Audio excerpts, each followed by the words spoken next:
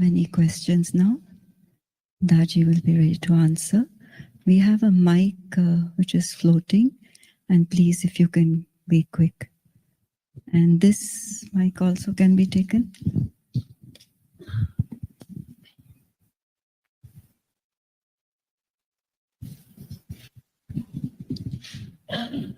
Hari Om Daaji, I'm Sindhu. I have a few questions. A few years back, a kind of self-unfoldment happened for me and my husband together. So during this process, when we meditate, we feel that our meditation sessions extend to about like 2.5 hours or 3 hours continuously. And rest of my family members, many of them are heartfulness practitioners. When we said that we are meditating for that long, the immediate response that we get from them is, you have to stop meditating. Either you have to have a guru or you have to stop meditating. So what are your thoughts on that?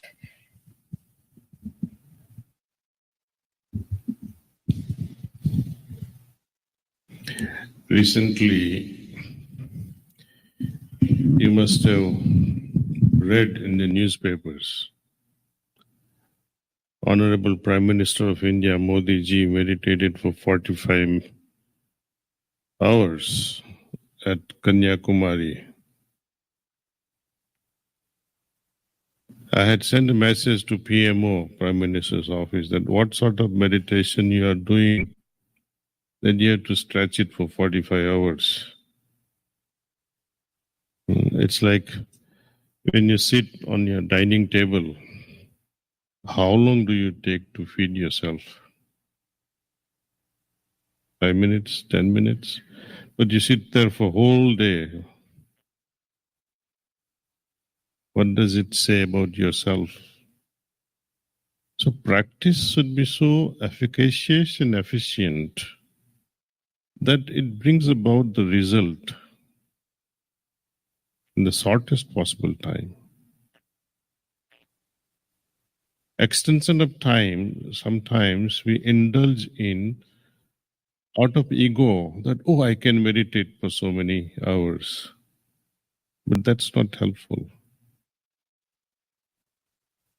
Because mind gets tired after some time. And the tired mind cannot be productive, cannot absorb, it just repels. So I generally recommend that meditate, but no more than 1 hour. If you feel like extending your meditation after 1 hour, just stop it at 1 hour and then relax for about 5-10 minutes, drinks, water, juice, take a little walk, and then meditate again if you need to. But extended meditation for hours together is not productive. And especially when we meditate with this Adi Shakti we call Pranahuti, you really don't have to meditate for a very, very long time. When you invoke this higher energy into yourself, let it do that work. Our job is to just close our eyes and think that you are in the lap of God or in the lap of your mother, and just relax. You see, unfortunately, this term meditation it does not reflect all that which was originally meant by dhyan. The ultimate. Yan means a vehicle. Vehicle that can take me to the ultimate. It is dhyan. In that process, we transcend our manas, buddhi, chit and ahankar. All these subtle bodies are transcended. Means you don't think, you don't intellectualize, you don't think of yourself. It is just transcended. But according to English word, meditation means focused mind, concentrated mind. Focusing on what? So your mind is busy. While when we talk of dhyana, mind is absolutely relaxed. You have transcended thoughts. In meditation, you are busy thinking on one subject. That is focusing. And focus is always on known objects, isn't it? Can you focus on something you don't know? God is an unknown entity. So how are you ever going to focus on God? Either you transcend that within short time or you cannot. My Guruji used to meditate for 2 minutes, 3 minutes. Because in 2-3 minutes, whatever had to get connected with, he would attain that. For some of us, it takes 20 minutes, 30 minutes. With Adi Shakti being invoked in this whole process of meditation, it makes it very efficacious. That's why our path, Heartfulness Way, is also known as Sahaj Marg, because things happen in a very Sahaj way, in a very natural and simple way. So try this with the trainer. Since your parents are heartfulness practitioners, they can put you in touch with a trainer and you can take some initiation from them. Thank you.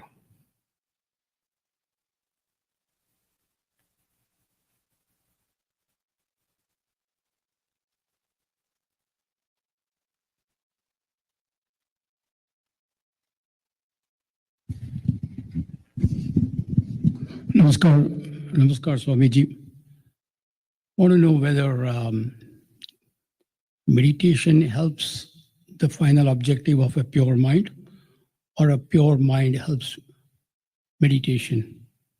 Chicken first or egg first? Because most of the time, something is constantly in the mind, lots of transactions going on that interfere with good meditation. But you already clarified just now that don't try it for meditation for a long time, just do it for 20 minutes. That does make a lot of sense to me. But still, are we achieving anything until the mind is purified? Thank you. Your question is like, what came first? Seeds came first or the tree came first? So, yeah. It's like chicken and egg. Yes. Which is first? Without chicken, you can't have the egg, and without Yes. egg, you can't have the chicken. Yes. Same way, the pure mind and the state of meditation, which comes first? Pure mind, if there is pure mind, then you don't need to meditate. Fantastic. Okay. To cut the whole thing short, you are talking mainly of the disturbing thoughts during meditation. Okay? So we have to correct our lifestyle. When our mind is going everywhere during our leisure hours, when you're doing nothing, at that time, imagine or watch your thought processes. Out of 24 hours, when you sleep, rest of the hours, your mind is always chattering, busy. Even in the car, when you're driving, you're so busy, preoccupied with mind. Some signs you don't see. Some houses you pass by, you don't even see that you have passed by. After some time, you think, oh, I have reached somewhere. Even when you're in conversation with your loved ones, you don't seem to hear words also. Your mind is preoccupied with something. When you're watching TV or something with your friends and you're not in a mood to listen, you're sitting there somewhere and you don't know what's happening around you. So first we have to train our minds. Like children, most of our NRI children, you can pick them from a distance when they are traveling at the airport. They are unregulated, uncontrollable children, jumping from place to place, changing seats from one place to another. Unregulated. The mind is also like that. And only through meditation we can train our mind. It happens slowly and steadily. On the first day, within a month, it may not happen. But your day-to-day experiences will be profound. It really does not matter what happens during meditation. But after every meditation sessions, as you feel it now, you'll all feel lighter, peaceful, and calm.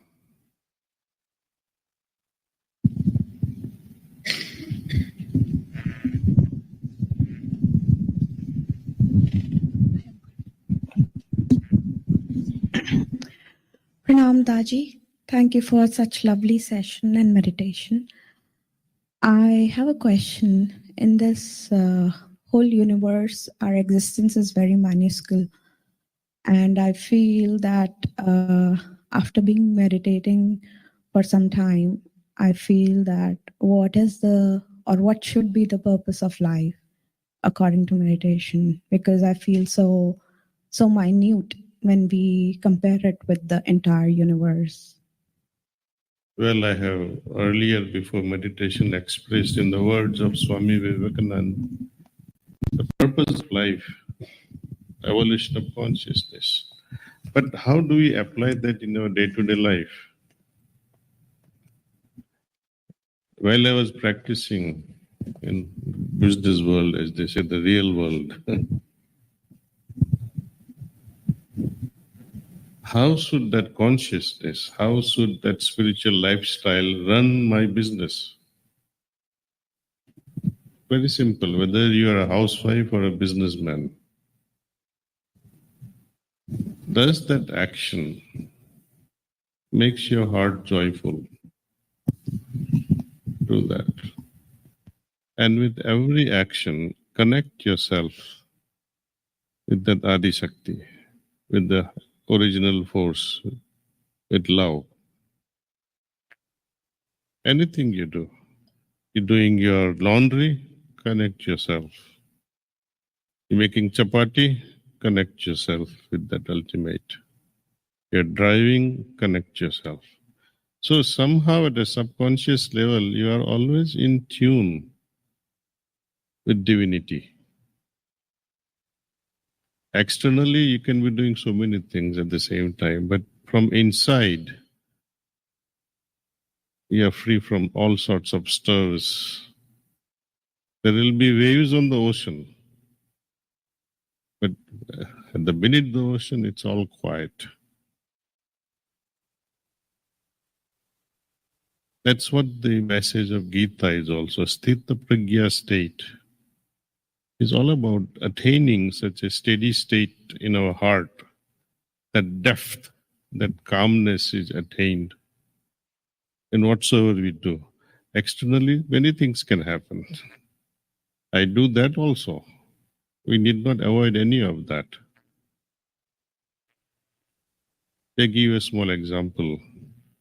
When you were riding a bicycle, ask your parents how many times you fell from the cycle.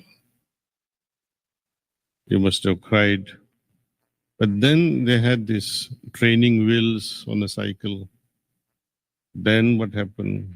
You were riding on your own. Then you were cycling, going to school, letting your hands off also, singing, talking with your friends, watching the traffic. Your main thing your body was doing was paddling the cycle. Your eyes were watching. Your mind was also occupied. You were also singing. So many things were happening at the same time. So during all our daily activities, we can paddle the way we were paddling as a child. You can keep your heart connected with your object of worship,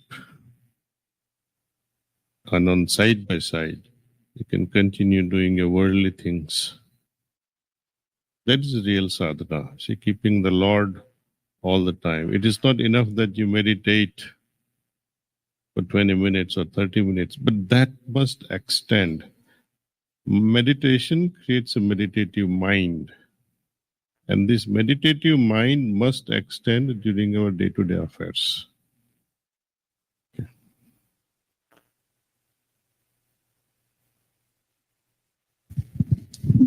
Daaji. In Upanishad, Upanishad say we have higher bird and lower bird. And when we say we listen to our heart, right? We listen to the higher bird or the lower bird. And the other question is the higher bird is Lord Krishna? Is it true or false? Well, there is always this higher and lower. Sometimes the lower sees the higher, and when we are meditating, when we are at a very high level of consciousness, we see our lower selves as well. So this play goes on until the higher and lower becomes one. This duality should end at some point. It's like the drop saying, when you're walking on the ocean side, the drop comes out of the ocean and falls on your hand. You feel coolness. Is this drop restless to merge back into the ocean? It has identified, in your words, this is a lower self. That's a higher self. Once this drop is thrown back into the ocean, like the raindrops falling in the ocean, the lower self merging in the higher self, they become one. Once they become one, through samadhi, who is higher and who is lower, they end. That's when we say, I have arrived. One last question.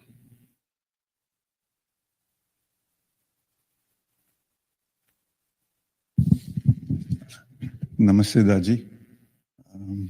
Just trying to combine two process of thoughts over here. So once we think about evolution, now we assume that human form is the highest or something, and probably what we got from our scriptures is something like you need to follow something to become from an ant or something, you become a dog, and then maybe monkey, human or something. So is there something like a dog or whatever, like cat or something, did something to go to your next form or achieve the human form? And in the same way, like probably they evolved and became human. So is humans are also evolving to achieve that state of oneness or sthita prajnas or anything? And I know multiple people will be saying that at this generation, we are going to be doomed, you are going backward or something like, I don't know, I'm in the process of trying to understand so many things. So probably maybe I need your help to understand. Well, when a dog asks me, will it evolve? I will answer the dog. But when you are asking as a human being, am I going to evolve or am I going to become a dog? I don't think you will ever become a dog, because for that to become, you'll have to do such a low things in your life. So there is only one way to go, actually, up. And without your craving for higher evolution, I don't think you would have been here in the first place. So you can tap yourself, meditate regularly, and become higher and higher and higher. Morphological evolution is a different thing, you see, which Dravidian philosophy is like that, no? Approach theory, that how we evolve our nose, our beaks, our heights. It depends on our environment, what we call epigenetics. Environment affecting our genetic expression. It does affect in some way, in a very subtle way, but it has a very drastic impact. There was a study done by Dr. Bruce Lipton on epigenetics, and he studied mothers to be in a very tough, rough neighborhoods. And he saw that these mothers to be were always under a fight or flight type of situations, because husbands, they would not know when the husband would come home, if at all. And if he at all comes home, he comes with a gun and sleeps with a gun under the pillow. So that sort of study he did. And mothers, they were always under sympathomimetic mode. Now, if you know a little bit of science, that means either you're about to fight with your hands or take a flight with your legs. What does that mean? That means there is more blood rushing into your limbs. And when more blood rushes into your limbs because of these neurotransmitters, blood is diverted from your visceral organs like digestive systems, lungs. So now what happens? The baby that is growing, the embryo fetus that is growing in mother's womb, also behaves like that, like mother. Hands also are active, legs are active. Their hands and legs will be longer and their digestive system will suffer. Also, because they are under sympathomimetic mode, the back part of the brain will be bigger, amphibian brain, which is the reactive brain that makes you all burst with a lot of emotions. You have unregulated emotions. And this frontal part, frontal cortex they call, will be less developed in such children where mothers are always stressed because of the external environment. That's why in India especially, I haven't heard of any other culture where they send the daughter-in-law, once the parents, mother-in-law or father-in-law comes to know that our daughter-in-law is now pregnant, they worshipfully, reverentially, they send her back home to her parents' place. I don't know what we call that in Gujarati. Fear to મોકલે પણ પેલું ખોળો ભરે છે અને પછી ઘરે મોકલી આપે. ખોળો ભર્યા પછી they are looked after very well in the parents' place. That place is very familiar. So she is in the comfort of her own familiar environment, no stress. It is not that the in-laws family was bad, but there is more comfort. Because even though they may not be pushing you to do anything, because after all, Indian society in those days when all these rituals were established, it was by and large agrarian society. So every family members contributed to farming. So she would not feel ashamed that I'm not contributing anything. So she can rest in her parental place. And the growth will be desirable growth. No stress there. So cognitive functions will be better. Frontal cortex will be very well developed. Emotionally sound children will be born. So we have to provide that environment. And not only after conception, but before even think of conception, this environment has to be created between the partners, as well as the overall house atmosphere has to be in. If you want souls to enter your family who are like Vivekanandas and Buddhas of a high caliber, but if you want to mate like animals, you have a choice. But soul that will be attracted at that moment where you mate carelessly, then the souls of that attitude with those vibrations will descend in that womb. So we have to be very careful choosing the partner whom you can love. Don't get into stress because so-and-so is forcing you to marry. You must make sure there is mutual love. There is mutual spiritual goal. You see, what happens when husband and wife, they are meditating together, for example.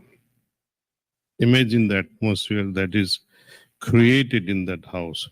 And not only husband and wife, but if parents and grandchildren, they all come together and meditate. Imagine the atmosphere of that house. Vaikunt, they say, Vaikunt ban jata hai. So evolution is in our hands. There is no God controlling our own evolution. It is our choice. How we mold our thinking, our lifestyle, that not only will change us, but it will change the future generations also.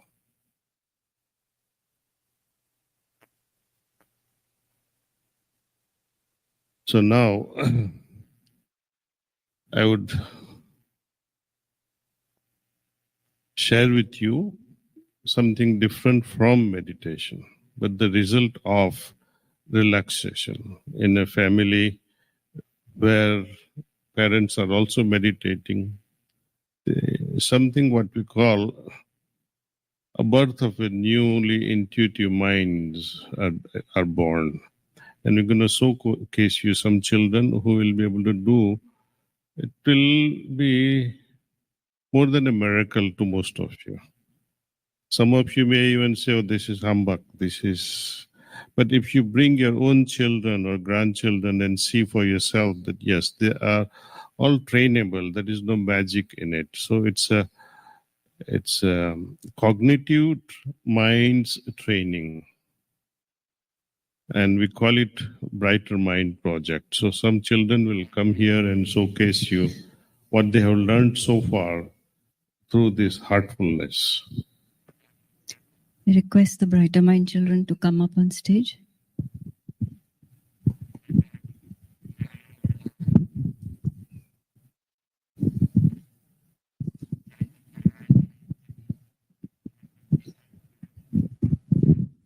About how we can help our Welcome to Brighter Minds. As parents, we all have questions about how we can help our children achieve their true potential. We often ask ourselves, how can I inspire creativity in my children? Can excellence become a habit for them? What can be done to increase their observational capabilities? How can one enhance their power of intuition? How can one help increase their self-confidence? The answer is not complicated. A child's brain at birth is connected through various pathways, allowing it to perform various functions with a high sense of awareness of its surroundings. This helps the child quickly assess its environment and process the information, thereby making it adapt easily to different scenarios. As the child grows, the brain is subjected to numerous external influences, making its reaction to a certain kind of exposure a habit through repetition, thereby becoming molded to work efficiently in the specific set of scenarios. By being continuously exposed to a select set of outward influences, the innate and subtler abilities of the brain are either lost or their pathways underdeveloped, making the child conditioned to respond efficiently only in a certain set of environments. To enhance the sensory perceptions and cognitive functions of the brain, Brighter Minds offers a unique whole brain wellness program designed to help children reach their true potential. Neuroscientists working in this field have proven that enhancements can be made in cognitive functions of the brain and have put forward the theory of neuroplasticity. This theory states that because neurons or nerve cells process and transmit information through electrical and chemical signals between brain cells every nanosecond, brain structures are being easily shaped or molded. This elastic condition of the brain allows it to repair, regenerate, or change in response to stimuli that are either sensory, motor, cognitive, or emotional. The Brighter Minds model integrates various techniques from research and the latest scientific developments in brain function and education to stimulate brainwave changes that result in improved cognitive abilities and brain efficiency. A child in a Brighter Minds training program will develop a different mindset and exhibit positive traits such as enhanced observational skills, which improves the ability to stay focused with increased attention time spans, thinking out of the box, and solving problems creatively. Power of intuition, which improves perceptivity and intuition and increases self-confidence, helping your child in making decisions in stressful and demanding environments. A habit of excellence that makes your child perform to his or her fullest potential and live life with a loving heart and human values. The Brighter Minds program is for children between the ages of 5 to 15, and the 30-hour program is conducted over 8 weekends. As the brain is more elastic during the formative years, it offers greater opportunities for development and change and gives your child a unique gift to acquire knowledge, understanding, and solve problems throughout life. Unlock the potential which is hidden inside each and every child. Give yourself and your child a gift for a lifetime.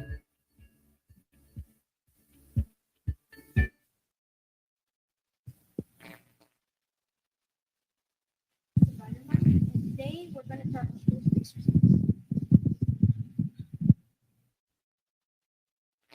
Namaste, everybody. My name is Srinath. I'm 16 years old, and I've been part of the Brighter Minds program for 8 years. Hello, everybody. My name is Lakshman. I'm 17 years old, and I've been part of Brighter Minds for 6 years. Brighter Minds is a program aimed at kids aged 5 to 15 to help them develop cognitive function, sensory perception, and intuitive abilities, among other benefits. In this program, children undergo activities such as breathing exercises, eye coordination exercises, and alpha wave music, as well as brain gym exercises, which our kids from Atlanta will show here. So our first exercise is going to be called Tom and Jerry. First, you're going to take your hand and then you're going to turn them around like this. And you're going to create a fist and take your left arm and put your thumb in a position like this and your right hand's pinky in the same direction. Now we will switch. 1, 2, 3, 4, 5, 6, 7, 8, 9, and 10.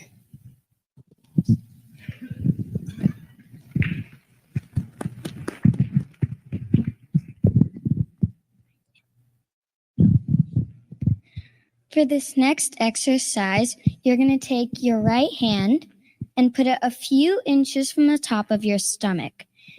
And you're going to rotate it in a circular motion. And then you're going to take your left hand and put it a few inches from the top of your head. And you're going to move it up and down. Now, let's combine these two motions and do it 5 times. 1, 2, 3, 4, and 5. Now we're going to do the same thing with the other hands. So we're going to switch. 1, 2, 3, 4, and 5.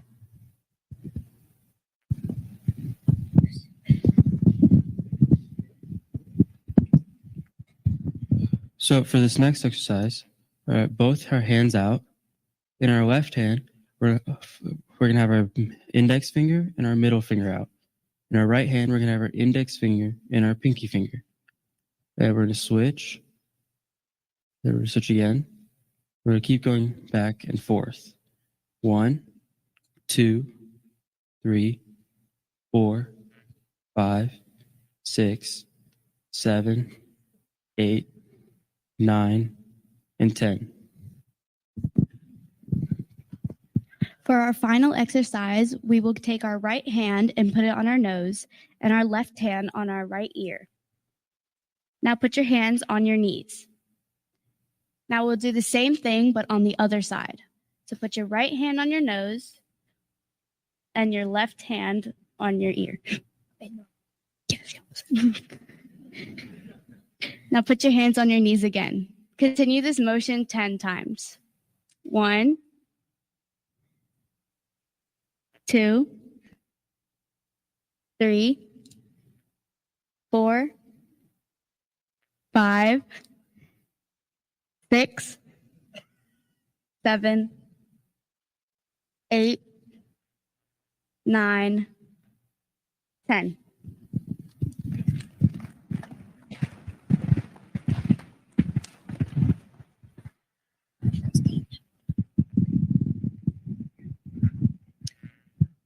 I would like 2 volunteers.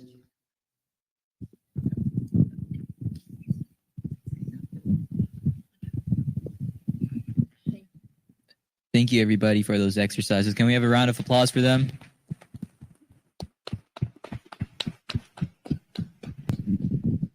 So the alpha music aspect of the program is specifically engineered to make our brain function at the alpha frequency, which is the optimal state for learning, and also helps us better develop our intuitive abilities.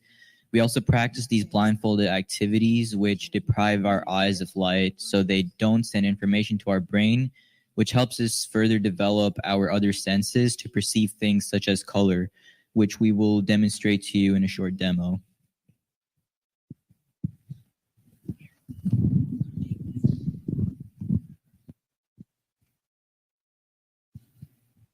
I would like 1 volunteer to come help with our demonstration.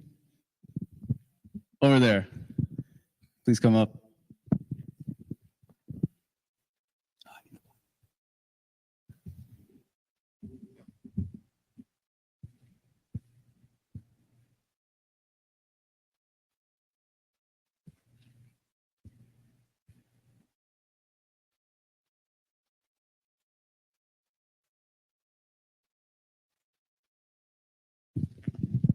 What is your name?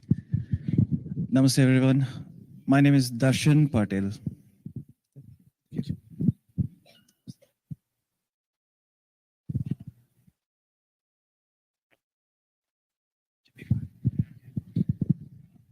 So he's not going to try on the blindfold. Just let us know if you can see anything.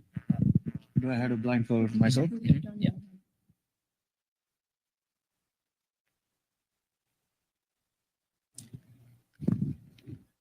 Okay. Can you see anything?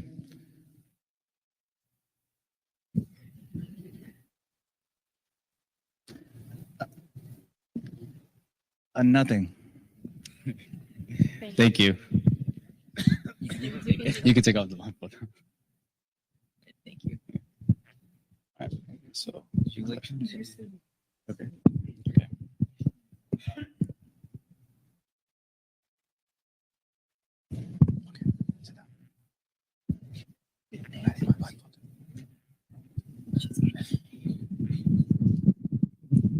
So now these children are going to recognize the ball colors. They'll be wearing blindfold. Put the blindfolds on. Oh.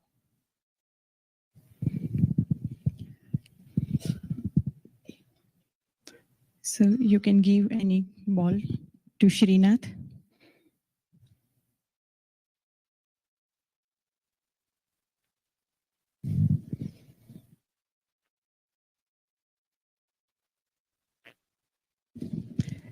And you come here. You can hold the ball in Lakshman.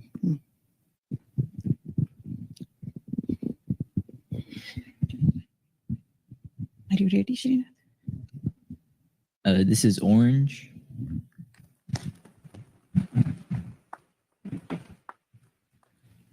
One more ball. You can give. oh, this is blue.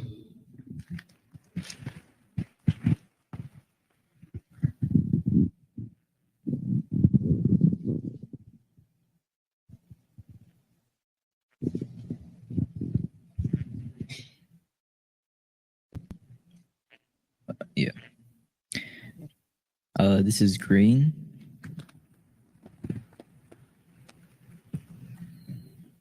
This is my this is pink. Thank you. Can I give an object?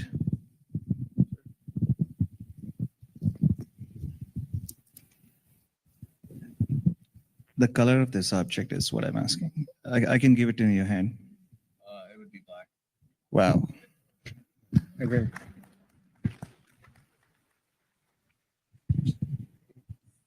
So now we have a next activity. We can have easel here.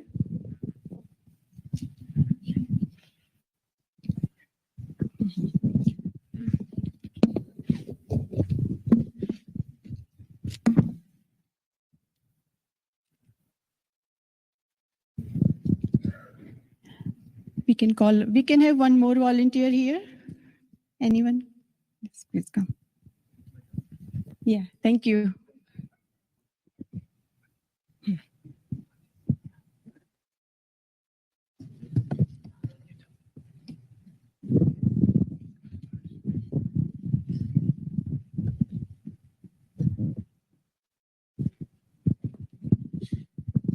Please come.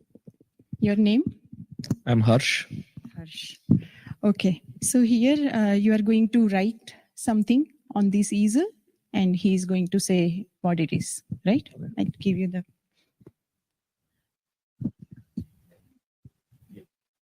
Middle, in the middle.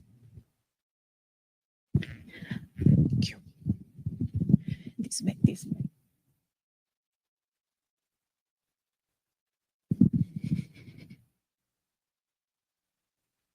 Yes. In the middle of it. Oh, Exactly.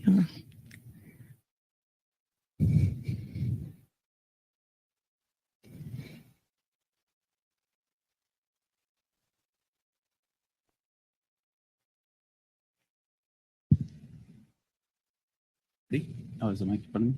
Yes. It would be Daaji. Wow. Okay आप ये cube shuffle करके इसको दीजिए.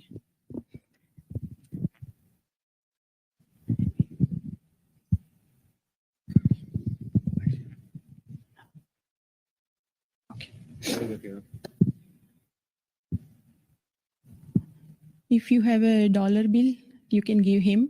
He will read the sequence number. Any dollar. Any.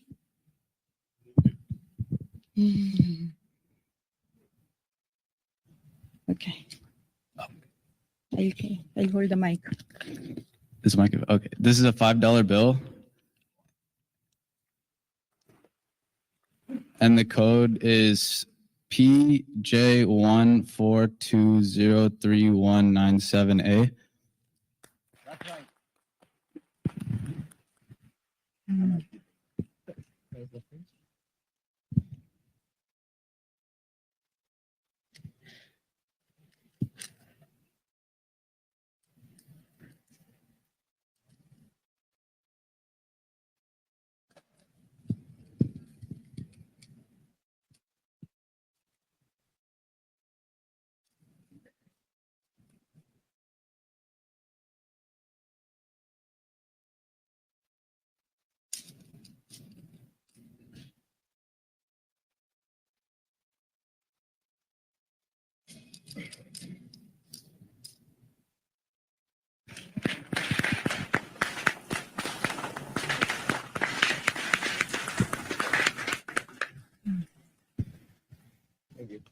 Thank you. Thank you.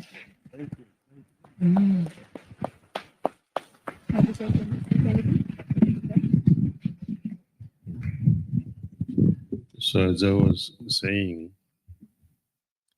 any child can be trained, can learn all this over 30 hours of training. The results, simple things like color identification can start, any child can start identifying just on the first or second day itself. And I encourage giving this gift, this talent to your grandchildren and children if they are between 5 and 15. Most of us are outdated for this program, see. So thank you. And I'm very grateful, extremely grateful. I must express my thanks this very first session of meditation to the trustees of this Ambaji Ma temple. Thank you, Sampo.